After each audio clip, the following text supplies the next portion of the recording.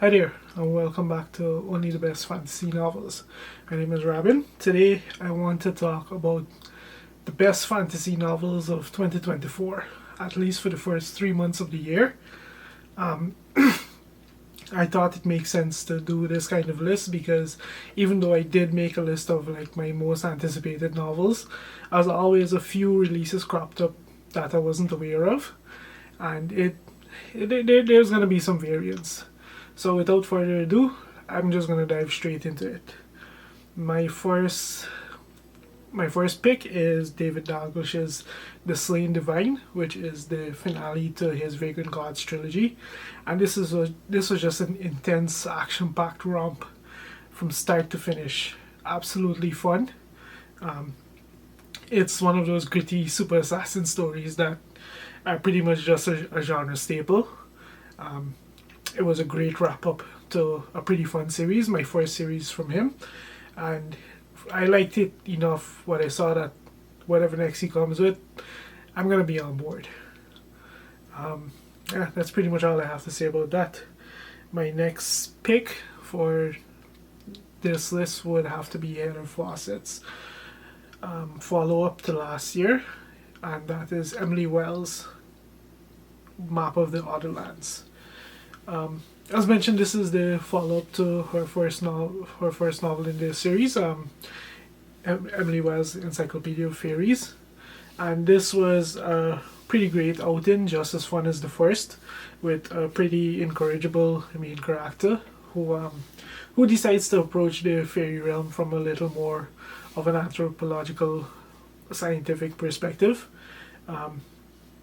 We get more of that in this novel, along with some threads that pick up from the previous novel, and we get a bit of a backstory that kind of melds and fuses, and there's a few different things going on, and it works out pretty well. I enjoyed it, and at the time I was a bit concerned that it's gonna be a duology, but I've since found out that there's gonna be a third installment coming next year, January. So, guess it's gonna appear on my anticipated list for next year. But yeah, that's Heather Fawcett's Emily Wells' Map of the Other Lands. My third pick for the best fantasy novels of 2024 is definitely going to be Robert Jackson Bennett's The Tainted Cup. RJB is just a great fantasy author. I've enjoyed everything I've read from him to date, even his non-fantasy novel that I happened to read, and The Tainted Cup just reinforces my opinion of him, my high opinion of him. This is a great introduction to a very macabre series. It's pretty much what you would expect if Jeff Vandermeer, Sherlock Holmes, and Attack on Titan had a weird fusion, a weird infestation going on. Great stuff, and I'm looking forward to see what slithers out in the next sequel. Yeah.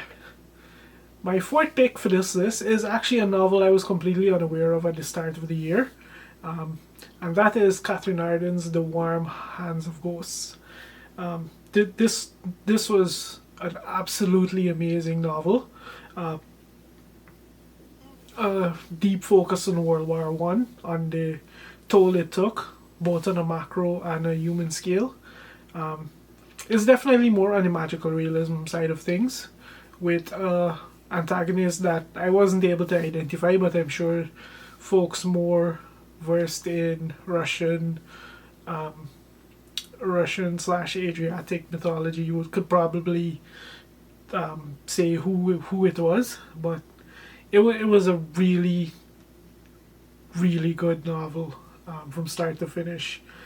In the epilogue she mentions in her note at the end, she mentions that this is a novel that she's been working on for years, and you can just tell it's just so rich and layered, and there's just so much going on in this book that I can definitely see it making the rungs in awards next year easily.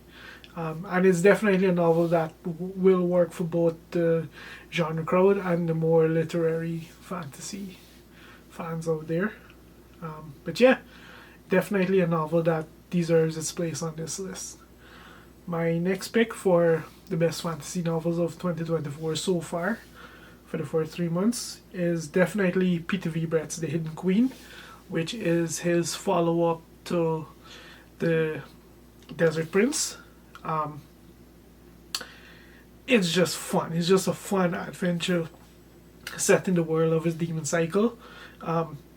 I mentioned in my discussion on this book before that I'm actually enjoying this series a lot more than the previous one, just because it's not as heavy in some of the elements that were starting to grate on me just because of how repetitive they were.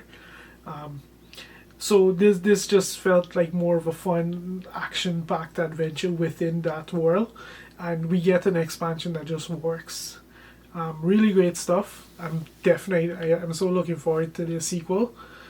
I don't know if it's going to be a finale of the series. It's potentially going to be a finale of the series.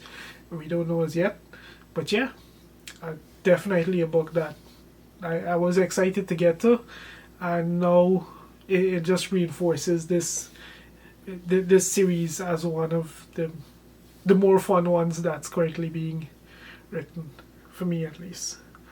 My next pick is probably what I have to say is one of the most ambitious novels of 2024 so far, and that is Eliza Chan's Fathom Folk.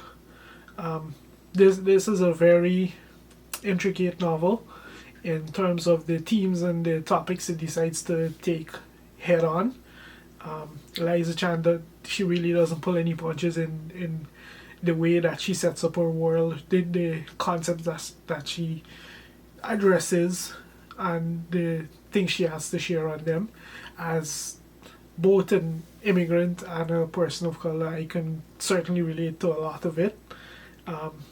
It really resonated with me more than I expected. All in all, a very, very captivating, ambitious, exciting first novel, and I'm looking forward to seeing how this story progresses in the sequel. Definitely a book that I was very much looking forward to, and it actually it actually exceeded my expectations, because I wasn't expecting a book that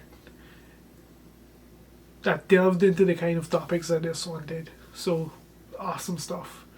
And my last pick for this list is actually Marie Brennan's The Market of 100 Fortunes, which is a novel within the shared universe, Legend of the Five Rings. This is a shared world that I've been thoroughly enjoying since I started reading them, and this particular novel is actually the finale to her loosely connected trilogy of 100 novels. Hopefully it's not the last time we see Marie Brennan write something in the world of Legend of the Five Rings. But it was a great trilogy, and I think of the series so far, it's second only to the Daidoji Shin mystery novels, which are pretty much a flagship of the Legend of the Five Rings shared world. I was very much looking forward to this novel, given the nature of the first two in this series, the particular facet of the world they decided to delve into, and it's a theme that continued into this one, and it really wrapped it up with a bang. I learned so much from it. I learned so much about it, things I didn't even know from about Japanese culture. This book had just had me furiously googling, and that's why I felt I had to include it here. It was a novel that I was very much looking forward to, but I didn't include it in my anticipated list, and now I think. But definitely a book that deserves its place as, for me at least, one of the best fantasy novels of 2024. But yeah, that was my last pick, and that's my last pick for novels that have been released between over the course of January, February, and March. But yeah, have you guys read any of this? What are your thoughts? Let me know in the comments, and if you've made it this far, thank you very much for watching.